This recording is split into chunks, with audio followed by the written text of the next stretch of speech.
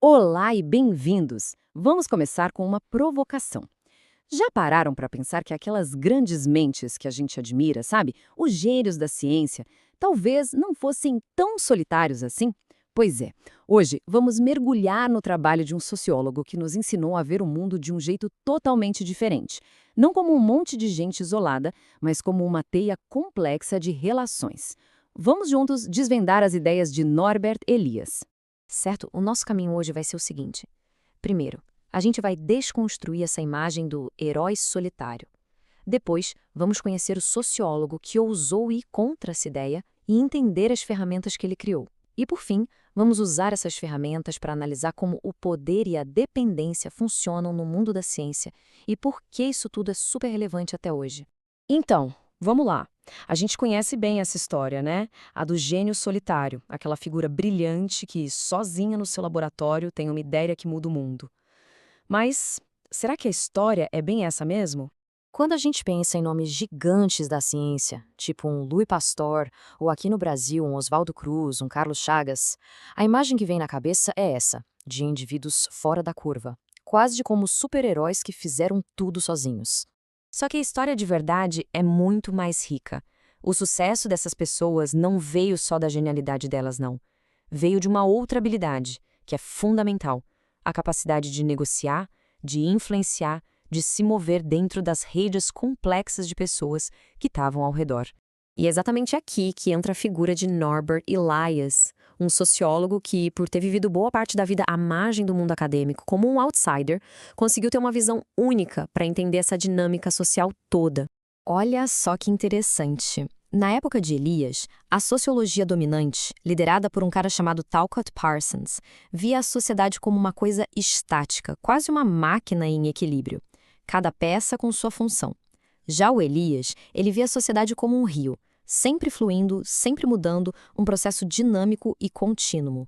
Ele mesmo dizia que era um inovador, um outsider, alguém que estava remando contra a maré do pensamento estabelecido. E foi justamente essa posição, de estar meio que de fora, que deu a ele a liberdade para enxergar o que quem estava dentro do sistema não conseguia ver.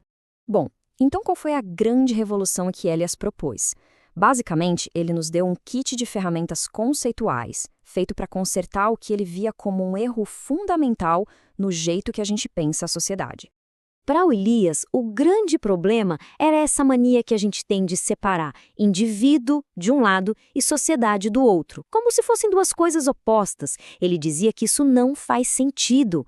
Uma pessoa só existe, só se torna quem é a partir das suas relações com os outros. Pensa bem, a gente aprende a falar, a se vestir, a pensar, tudo em relação com os outros. E aí vem a primeira ferramenta dele, a rede de interdependência. Imagina uma teia de aranha imensa, onde cada fiozinho está conectado a todos os outros. Nós somos os nós dessa teia. Se um fio se mexe em um canto, a teia inteira vibra. É isso. A gente vive assim, conectado, dependendo uns dos outros o tempo todo, mesmo sem perceber. A segunda ferramenta é a figuração. Se a rede é a teia, a figuração é o desenho que essa teia forma. É a dança que acontece nela. Pensem num jogo de xadrez ou numa partida de futebol. Os jogadores estão todos conectados, dependem uns dos outros. E o jogo em si, a figuração, está sempre mudando. Mas, ao mesmo tempo, segue um padrão, certas regras. Para Elias, a sociedade é exatamente isso. E aqui vem a grande sacada. Para o Elias, o poder não é uma coisa que alguém tem e guarda, como se fosse um objeto. O poder é uma característica da relação. Pensem num cabo de guerra.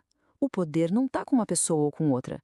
Ele está na tensão da corda, no equilíbrio da relação entre as duas equipes. É sempre relacional. Ok, agora que a gente já entendeu as ferramentas, vamos voltar para aqueles heróis científicos do começo. Como essa ideia de redes e figurações muda o jeito da gente olhar para eles. Em vez de olhar só para o cientista, a gente pode usar essa análise em 3 passos. Primeiro, a gente vê quem são todos os jogadores nesse campo. Depois, a gente mapeia como eles se conectam e dependem uns dos outros. E por fim, a gente analisa o balanço de poder. Quem depende mais de quem ali. E o que a gente descobre fazendo isso, que até o cientista mais genial não age num vácuo. A autonomia dele é sempre relativa, limitada pela rede em que ele está.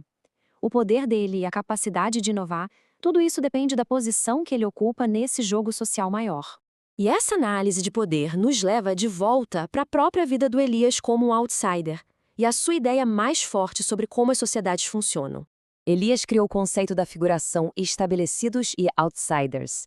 É aquele padrão que a gente vê em todo lugar. Um grupo que já está dentro, que detém o poder e cria barreiras para quem tenta entrar. E essa não era só uma teoria para ele, não. Ele sentiu isso na pele durante toda a sua carreira. Ou seja, o ponto final é este. O progresso da ciência não é só uma sequência de grandes ideias, é um processo social. Muitas vezes são os outsiders, os de fora, que trazem as inovações. E quando uma nova teoria vence, não é só uma ideia que mudou, é toda a rede de poder daquele campo que se reconfigurou. No fim das contas, a grande contribuição de Norbert Elias foi nos dar um novo par de óculos para enxergar o mundo. Ele nos ajuda a ver as teias invisíveis de poder e dependência que moldam tudo. E a pergunta que fica é: se a gente olhar para o nosso próprio mundo, trabalho, estudos, comunidade, quem são os estabelecidos e quem são os outsiders? Pensar nisso pode revelar muita coisa sobre como as coisas realmente funcionam.